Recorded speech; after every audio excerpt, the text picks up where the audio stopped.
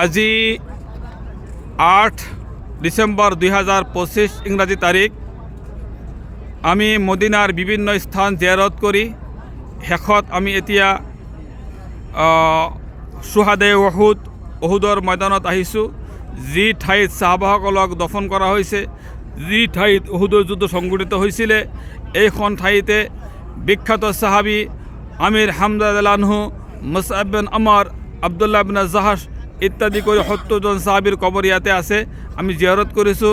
আল্লাহ সুবহানাহু ওয়া তাআলা আমার এই কবর জিয়ারত কবুল মঞ্জুর করক, আমিন। কিয়ামতের দিনা এই সমূহ সাহাবীসকলৰ লগত সাক্ষাৎ কৰাৰ তৌফিক দান কৰক, আমিন। আমালোকৰ যিসকলৰ বাবা মা দাদা দাদি ইন্তেকাল কৰিছে, আল্লাহ সুবহানাহু ওয়া তাআলা সিহঁতৰ কবৰৰ লগত এখেতৰ কবৰ সংযোগ কৰা স্থাপন কৰি দিয়ক, আমিন। ইয়া ৰাব্বুল আলামিন। এই সন্মুখত চাওক, এয়া হ'ল অহুদৰ পাহাৰ। ইয়া অহুদৰ পাহাৰ। ৰাসূল সাল্লাল্লাহু আলাইহি ওয়াসাল্লামে অহুদ পাহাৰ মহব্বত কৰিছিলে। ৰাসূল সাল্লাল্লাহু আলাইহি হাদিছত কৈছে, আনা উহিব্বু উহুদ মান আহাব্বাহু উহিব্বুহুম। মই অহুদক ভাল পাওঁ, যিয়ে এই অহুদক ভাল পাব আমি সিহঁতক ভাল পাম। সুবহানাল্লাহ। এই পাহাৰটো জান্নাতি পাহাৰ। কিয়ামতের দিন রাসূল সাল্লাল্লাহু আলাইহি ওয়াসাল্লামৰ লগত এই পাহাৰ জান্নাতত থাকিব। আল্লাহ সুবহানাহু ওয়া তাআলা আমাক দেখাৰ সুযোগ দান কৰিছে। আলহামদুলিল্লাহ, আলহামদুলিল্লাহ। ইয়া আমাৰ হজ্জাতি উমৰাতিৰ সকল, ইনশাআল্লাহ আল্লাহ কবুল কৰক, আমিন।